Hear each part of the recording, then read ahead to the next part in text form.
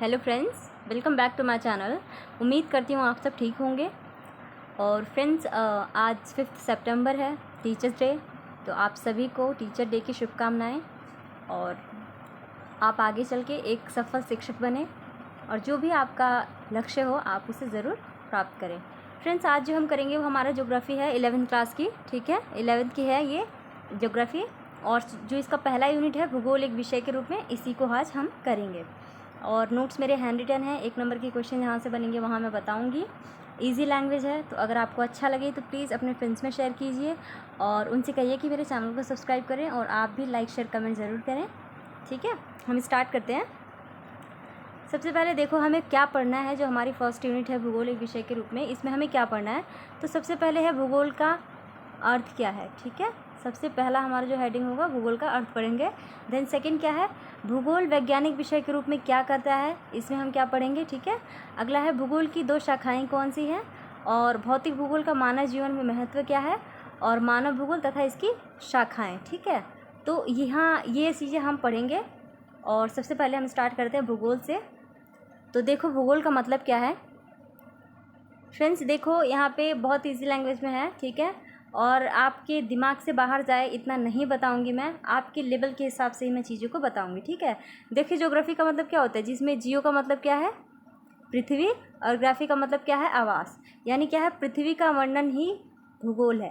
Right, ये आपका 1 number का क्वेश्चन यहाँ से बन गया। पृथ्वी का वर्णन क्या है, भूगोल है। ठीक है, और जो ज्योग्राफी शब्द का सबसे पहले प्रयोग किसने किया था, तो इरास्टोथेनिस ने। ठीक है, इरास्टोथेनिस ने। आपका यहाँ से भी 1 नंबर के क्वेश्चन बनते हैं। ठीक है, तो आप इसको अच्छे से याद रखना। मतलब क्या है, पृथ्वी का वर्णन क्या है, भूगोल है। और भूगोल शब्द का सबसे पहले प्रयोग जिसने किया था वो कौन थे, इरास्टोथेनिस थे। ठीक है, आगे बढ़ते हैं। अब देखो भूगोल वैज्ञानिक विषय के रूप में भूगोल जो हमारा दूसरा हेडिंग था उसके रूप वहाँ देखेंगे हम लोग। तो देखो इसमें 3 आपको प्रश्न पढ़ने पड़ेंगे। प्रश्न क्या है, क्या, क्यों और कैसे। ठीक है, यही आपको पढ़ना है। तो देखो क्या है, भूगोल एक वैज्ञानिक विषय है। एक परिपक्व वैज्ञानिक भूगोल 3 प्रश्न से संबंधित होता है। ठीक है, पहला प्रश्न क्या है, कुछ ऐसे प्रश्न होते हैं जो भूतल पर पाए जाने वाली प्राकृतिक और सांस्कृतिक विशेषता के प्रतिरूप पहचान करते हैं। ठीक है, क्या है प्राकृतिक और सांस्कृतिक विशेषता, हम इसके बारे में पढ़ते हैं। ठीक है, तो यहाँ पे क्या। ठीक है, आगे देखो दूसरा प्रश्न क्या है, जो पृथ्वी पर भौतिक और सांस्कृतिक तत्वों के विवरण है।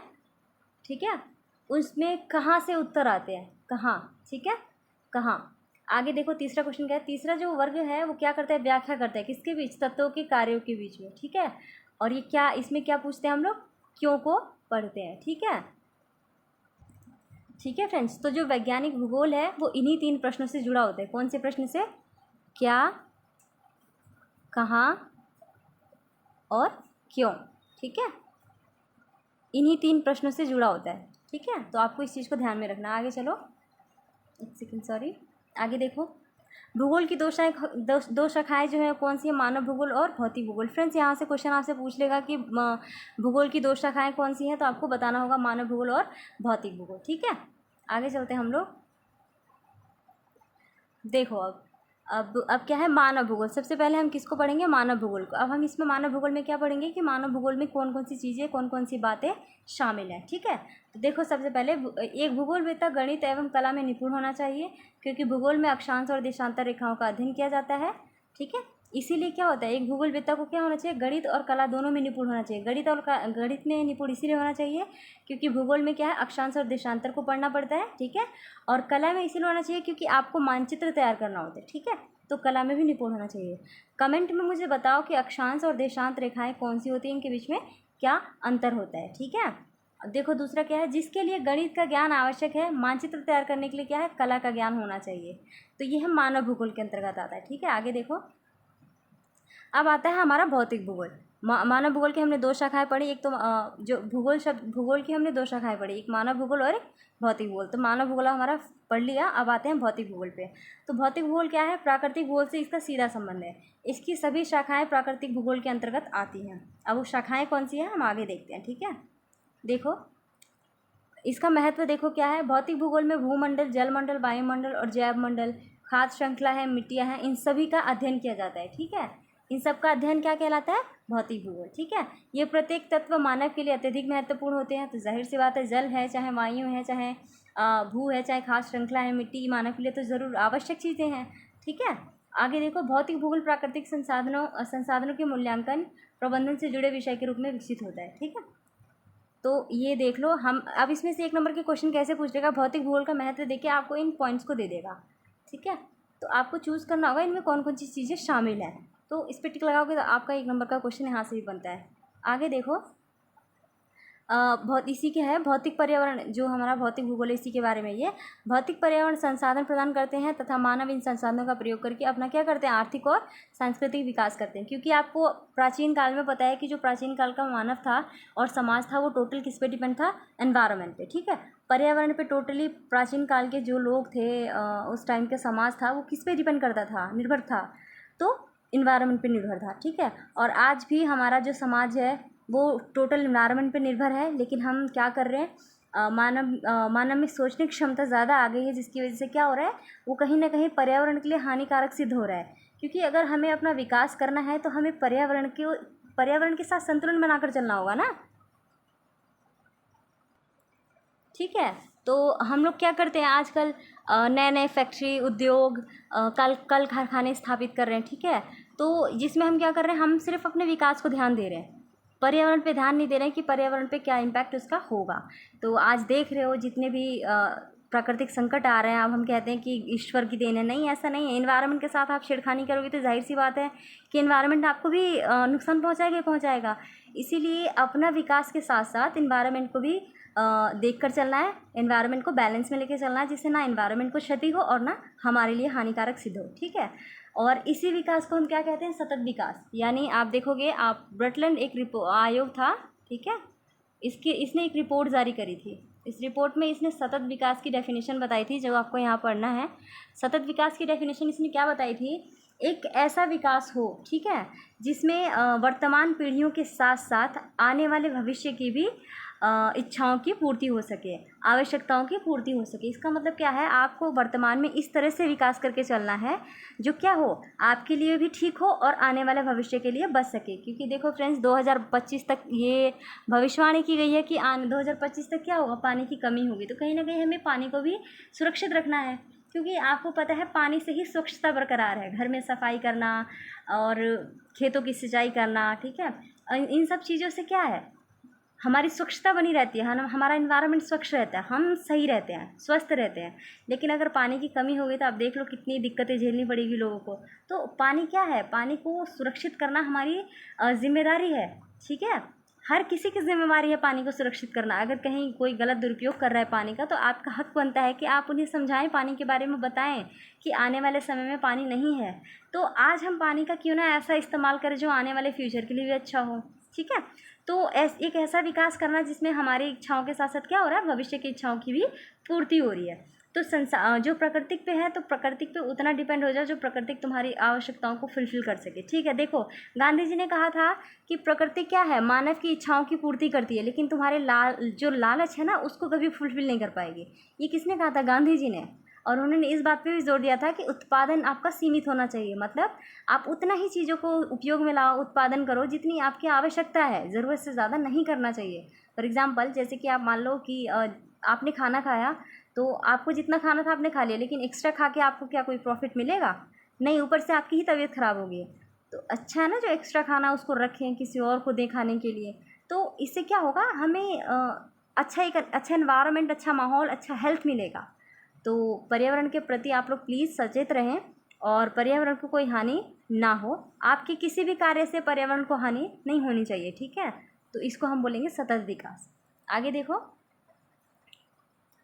भौतिक भूगोल की प्रमुख शाखाओं का वर्णन है। तो देखो, भू आकृति विज्ञान, ठीक है, जलवायु विज्ञान, जल विज्ञान और मृदा विज्ञान भूगोल। अब इसमें हम क्या पढ़ेंगे, चीज़ों को पढ़ेंगे। ठीक है, कि भू आकृति में हम क्या पढ़ रहे हैं, जलवायु विज्ञान में हम क्या पढ़ते हैं, जल विज्ञान में क्या पढ़ते हैं और मृदा भूगोल में क्या पढ़ते हैं। प्लस फ्रेंड्स, यहाँ से आपके 1 नंबर के क्वेश्चन ज़रूर आएंगे, तो बी केयरफुल। आप पढ़ते हो तो बहुत डीपली, बहुत बारीकी से पढ़ो, चीज़ों को अंडरलाइन करो। ठीक है, नहीं है पेंसिल लो, साइड में नोट करो बुक्स के। तो इससे क्या होगा, आपका दिमाग चलेगा और बाद में अगर आप बुक पढ़ते हो तो आपका पूरी बुक पढ़ने के बजाय क्या करोगे, आप उस नोट्स को पढ़ लोगे जो आपने साइड में कहीं लिखा है। तो इससे आपका समय बचेगा और कम समय में आप ज़्यादा चीज़ें पढ़ सकोगे। ठीक है, चलो देखो, पहले आते हैं भू आकृति विज्ञान। ठीक है, तो देखो, भूपृष्ठ पर पाए जाने वाले विभिन्न भू लक्षण जैसे कि महाद्वीप है, पर्वत है, पठार है, मैदान है, नदियाँ और घाटियों का अध्ययन किया जाता है। इसे हम क्या कहते हैं? भू आकृतिक विज्ञान। बहुत ईजी लैंग्वेज में है, जहाँ पे महाद्वीप है, पर्वत, पठार, मैदान, नदियाँ और घाटियों का अध्ययन किया जाए उसे हम क्या कहेंगे? भू आकृतिक विज्ञान। ठीक है फ्रेंड्स, अब आगे चलते हैं। देखो, अब दूसरा क्या आता है? जल विज्ञान। इसमें हम क्या करते हैं? महासागरों को, नदियों को, झीलों को, नहरों को, हिमानियों को, जलवाष्प द्वारा प्राकृतिक तथा मानव जीवन में जल की भूमिका को पढ़ते हैं हम लोग। ठीक है, तो इसको हम क्या बोलेंगे? जल विज्ञान। समझे? अब आगे देखो, अब आता है क्या? जलवायु विज्ञान। इसमें हम क्या करते हैं? इसके सहायक तत्वों का क्रमबद्ध अध्ययन करते हैं, जैसे कि वर्षा है, तापमान है, वायु दाब है, पवन है, आंधी है। इनमें हम किसका अध्ययन करते हैं जलवायु विज्ञान में? वर्षा का, तापमान का, वायु दाब का, पवन, आंधी का। ठीक है, आगे देखो, अब मृदा भूगोल में हम मृदा के निर्माण की प्रक्रिया पढ़ते हैं, इसके प्रकार पढ़ते हैं, उत्पादन स्तर पढ़ते हैं। तो इसके प्रकार भी देख लो कितने हैं, बहुत सारे हैं। ठीक है, जैसे कि जलोढ़ मृदा है। जलोढ़ मृदा अधिक उपजाऊ होती है कि जिसके कारण यहाँ पे जनसंख्या क्या है? अधिक निवास करती है। ठीक है, आपकी काली मृदा है। काली मिट्टी जो है किस चीज़ के लिए है? कपास की खेती के लिए बहुत उपयुक्त होती है। लेटराइट मृदा है, तो लेटराइट मृदा में क्या होता है? लोग झाड़ियाँ, पेड़ पौधे, वनस्पति आसपास की काट कर क्या करते हैं? वहाँ की मिट्टी को उपजाऊ करते हैं। ठीक है, प्लस खाद और रासायनिक खादें मिला करके क्या करते हैं? उस मिट्टी को उर्वरक बनाते हैं। और क्या है? काली और पीली मिट्टी है आपकी। ठीक है, और लेटराइट मिट्टी है, बता दिया मैंने। तो ये हमारी मिट्टी के प्रकार है। तो मृदा भूगोल में हम क्या पढ़ते हैं? मिट्टी से रिलेटेड चीज़ें पढ़ते हैं हम लोग। ठीक है, आगे चलते हैं। अब देखो, मानव भूगोल। मानव भूगोल क्या है? भूपृष्ठ पर मानवीय तथा सांस्कृतिक तत्वों का अध्ययन किया जाता है। तो मानव भूगोल में हम क्या पढ़ेंगे? घर है, गांव है, नहर है, कस्बा है, रेलवे है, सड़क, पुल, मनुष्य द्वारा जो भी चीज़ें बनाई गई हैं मानवीय इस्तेमाल के लिए, उसको हम क्या कहते हैं? मानवीय भूगोल या मानव भूगोल। ठीक है, आगे देखो, इसकी शाखाएं कौन सी है मानव भूगोल की? तो एक नंबर में यहाँ से पूछ लेगा कि मानव भूगोल की निम्नलिखित में से कौन सी शाखाएं हैं, तो आपको बतानी होगी। सांस्कृतिक भूगोल है, जनसंख्या भूगोल है, नगरीय भूगोल है और सामाजिक भूगोल है। इसके अलावा और भी हैं, देखो, किसान है और राजनीतिक है, औद्योगिक है, आर्थिक, व्यापार और औद्योगिक है। ठीक है, ये है उसके क्या है? शाखाएं किसके? मानव भूगोल की, जो आपको याद रखनी है, जो एक नंबर में आपसे पूछा जाएगा। ठीक है, आगे चलते हैं। अब देखो, भौतिक भूगोल के अध्ययन के मानव जीवन पर क्या प्रभाव पड़ता है? तो देख लो फ्रेंड्स, भूमंडल है, जलमंडल, वायुमंडल और जयमंडल। इन तीनों से मिलकर क्या बनता है आपका? जयमंडल। ठीक है, और इन सभी चीज़ों का इस्तेमाल, इन सभी चीज़ों का इफेक्ट क्या लोगों पे पड़ता नहीं है? चाहे हवा है, चाहे पानी है, चाहे जल है, चाहे मिट्टी है, चाहे धरती है, हर चीज़ से, हर तरह से मनुष्य इफेक्टेड होता है। ठीक है, तो इसका प्रभाव मानव जीवन पे इस तरह से पड़ता है। आगे देखो, भूगोल में आधुनिक तकनीकी। ठीक है, भूगोल में क्या है? भूगोल सूचना तंत्र है, संगणक, मानचित्र कला है, दूर संवेदना के अध्ययन और ज्ञान की कुशलता को प्राप्त करने और राष्ट्रीय विकास में सहयोग करने के लिए क्या होता है? ये दक्षता प्रदान करता है। ठीक है, आगे देखो, क्रमबद्ध भूगोल। क्रमबद्ध भूगोल का मतलब होता है सिस्टमेटिक ज्योग्राफी। ठीक है, सिस्टमेटिक ज्योग्राफी में क्या है फ्रेंड्स? देखो, जैसे कि यहाँ पे एक एग्जांपल देती हूँ मैं आपको। इसमें क्या होता है कि भूगोल के एक भौगोलिक तत्व का अध्ययन किया जाता है। मतलब आप किसी भी एरिया को ले लो, मतलब आप किसी बाहरी देश को ले लो, लाइक ऑस्ट्रेलिया को ले लो। ठीक है, ये हमारा ऑस्ट्रेलिया है। तो अगर हमें इसका क्रमबद्ध भूगोल करना है, तो क्रमबद्ध का मतलब क्या है? क्रमबद्ध सीधे एक इस स्तर से हम पढ़ेंगे। जैसे इसका यहाँ का तापमान पढ़ेंगे, यहाँ की जलवायु पढ़ेंगे, यहाँ की मिट्टी पढ़ेंगे, यहाँ की नदियाँ पढ़ेंगे, यहाँ के झील पढ़ेंगे। ठीक है, तो ये क्या है? एक क्रमबद्ध है। ठीक है, एक इनका समाज पढ़ेंगे। तो ये क्या हो रहा है? क्रमबद्ध अध्ययन कर रहे हो आप, किसी एक चीज़ पे फोकस नहीं करके पूरे एरिया पे फोकस कर रहे हो, लेकिन क्रमबद्ध तरीके से। ठीक है, तो ये आपका होता है क्रमबद्ध भूगोल। अब आगे देखो, और ये किस पे आधारित होता है? खोज और तथ्यों पर आधारित होता है। अब देखो, हमारा आता है प्रादेशिक भूगोल। प्रादेशिक भूगोल में देखो फ्रेंड्स, आपको मैं बता दूं, ये आपका मान लो यहाँ पे हमने ऑस्ट्रेलिया ले लिया। प्रादेशिक भूगोल में क्या होता है? किसी एक प्रदेश का सभी भौगोलिक तत्व के संदर्भ में अध्ययन किया जाता है। ठीक है, जैसे कि भूगोल में ऑस्ट्रेलिया का आपने टारगेट किया, तो यहाँ पे अगर इसकी आपको क्लाइमेट यानी जलवायु पढ़ना है, तो आप क्या करोगे? सिर्फ जलवायु को पढ़ोगे। ठीक है, सिर्फ क्या करोगे? जलवायु को पढ़ोगे, तो बाकी इसके बाकी डायमेंशन को नहीं पढ़ोगे। इसको क्या बोलते हैं हम? प्रादेशिक भूगोल। ठीक है, एक second, sorry.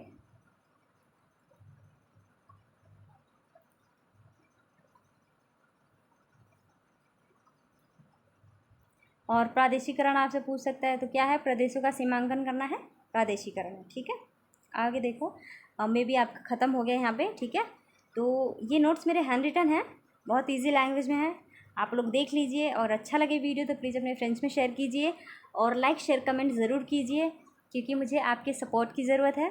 So please support me. Okay, so thank you.